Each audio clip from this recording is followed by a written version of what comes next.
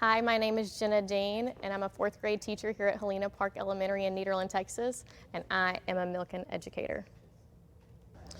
Well, we were told the commissioner was going to be here, so my first thoughts, we were told that, a few weeks ago or so, and my first thoughts were like, hey, he's coming in to look at classrooms, see what we're doing, I was like, there's got to be something more, surely, but just kind of rolled with it. And then yesterday we were told the governor was going to be here. That was the last minute thing, and I was like, okay, I can't believe this is me.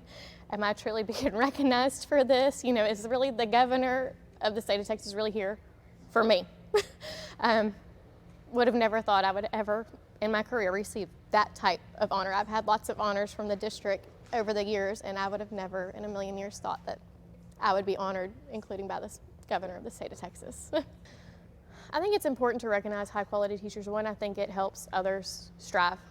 Everyone wants to be the best, and you see others that you can look up to get there. Honoring those high quality teachers, it helps keep teachers in the field, and it also makes you feel validated for what you're doing. And I think that's a huge one in education these days, is that teachers don't always feel validated. I will say for me personally, my district and my parents and my students have always made me feel appreciated. Always. I've come up with some crazy ideas and crazy things and needed funds for different things, and they have always been on board and have rolled with it. And I personally have always felt appreciated, but I know there's lots of educators out there that don't feel appreciated day in and day out, and they leave the field. And showing your appreciation for teachers helps them stay in. And our world cannot go around if we do not have teachers, and we need more teachers coming into this field. I'm connected with Lamar University in Beaumont, which I'm an alumni for both my bachelor's and master's degree.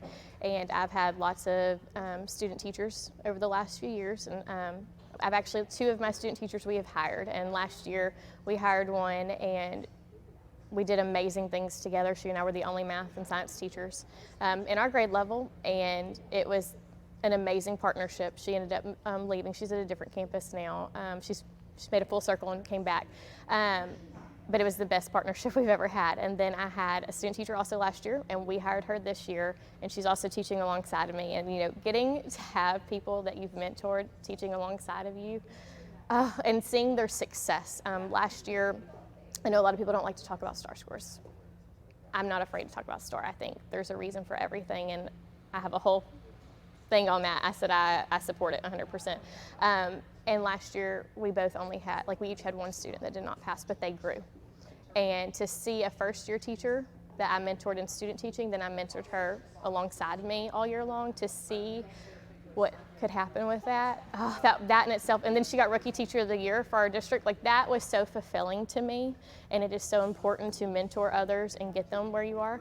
As far as a mentor for me, my kindergarten teacher here, I went to school here at Helena Park as a student, and my kindergarten teacher was Roxanne Vaughn, and we had a relationship probably like any other teacher. Her and my mom were very good friends too. She actually taught me how to drive, technically. My dad had taught me, but she did the official driver's ed with me because my mom bought a new car and was like, no way you're getting behind that wheel. And even through college, she supported me. I remember she was retiring, she was hoping that I would go, she taught kindergarten, she was actually hoping that I would teach kindergarten, and I interviewed actually for that position here to teach alongside, and the principal at the time said, I'm not recommending you for the kindergarten position. I was like, okay. And she said, I want you in 4th grade, and I was like, okay, and we rolled with it, and I have never looked back, and it's been the best decision. They've led me to where I am. They've put me where I am today, and I'm beyond grateful. And I've had mentorships. I have my master's in administration, and Mrs. Jenna, who's the principal here, is my mentor for that. And even though I am graduated, I still look up to her as a mentor and, get direction for different things to how can I better myself as a teacher. And I'm also the grade level chair, so how can I better myself to lead my grade level as well? I teach because I love children. I love molding their minds and growing my students to reach their full potential. When I see my students achieve, that shows me I've achieved, because if they're achieving, that means I know I am doing my job.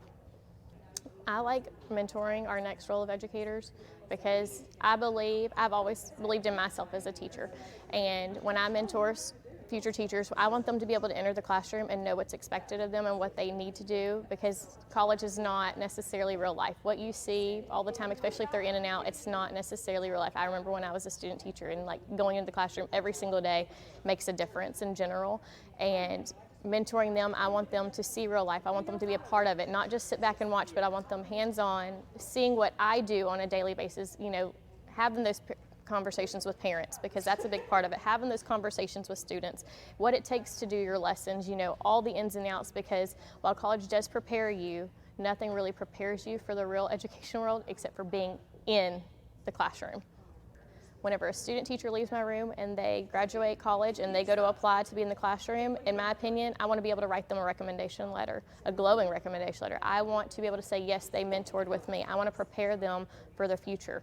I said, because like I've had two, you know, student teachers already teaching alongside me, I want to be able to tell my principal if she's hiring, yes, I would hire them. Yes, I would absolutely work alongside them, even as a first-year teacher, because I do feel that first-year teachers don't get, you know, the best you know, they don't get the best comments about it. You know, everyone's like, oh, first-year teacher, they don't know what they're doing, you know, or I don't want my child in a first-year teacher's class because they're new.